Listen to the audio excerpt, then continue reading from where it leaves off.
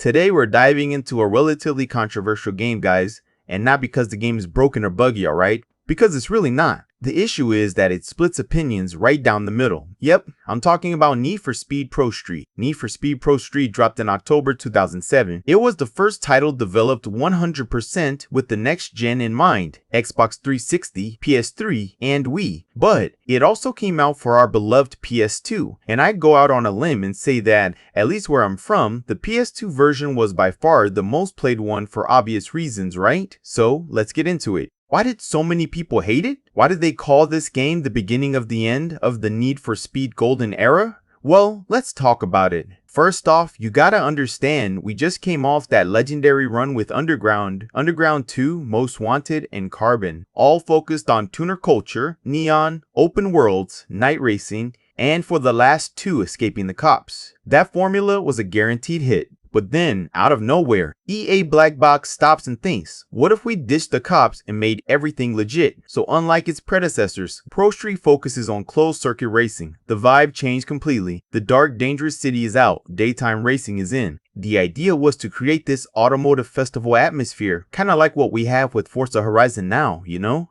Loud music, crowds everywhere, sponsors, and even an announcer screaming at you over the PA system. The game puts you in the shoes of Ryan Cooper, an ex-street racer deciding to go pro. And of course, we need a villain, right? His name is Ryo Watanabe, the Showdown King, basically the final boss. To get to him, you have to dominate race organizations and beat the king of each category. The loop was cool, win races, get cash, buy parts, tune up, dominate the event, and challenge the king. But obviously, having no cops changed the whole dynamic we were used to. Oh, and the story is the same on both versions, okay? What changes is the presentation. On PS3, Xbox 360, the immersion is way better because the announcers talk way more, the crowd reacts more, and the cutscenes obviously look way better on the newer hardware. Now, let's rip off the band-aid. If you played this on PlayStation 2, I hate to break it to you, but you were basically playing a demake. The PS2 version suffered a huge, unexplained downgrade in some areas. First, obviously, the graphics and performance.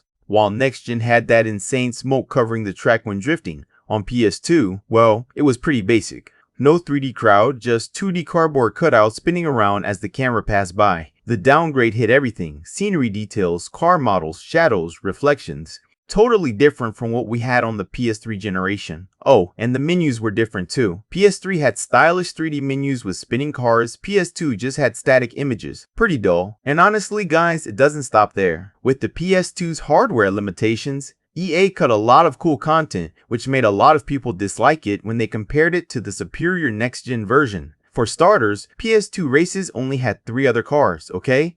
Compared to the other version, it kinda killed the thrill of a packed grid launching together. The tracks on PS2 just felt empty and lifeless. Plus, no DLCs or expansion packs. So while the Xbox 360 and PS3 got the Bugatti Veyron, McLaren F1, Honda NSX, the PS2 version was stuck with the base car list. Speaking of cars, the PS2 version has 55 vehicles while the PS3 has 76. Huge difference there, guys. Quick pause here, guys. If you're enjoying this, please hit that subscribe button. Let's hit 100 subscribers as fast as possible, alright? Thanks a lot. Getting back to it, another controversial point on both versions really was the physics. They tried to move away from total arcade to a mix of simulation, and it split the fanbase. Cars felt heavy at first, like there was a delay in the steering response. But the big game changer here was vehicle damage. In Most Wanted, for example, you could hit a concrete wall at 200 mph, reverse, and drive off with a scratch, right? Well, in Pro Street, it's realistic. You crash? It's over, man. The damage system was punitive and realistic.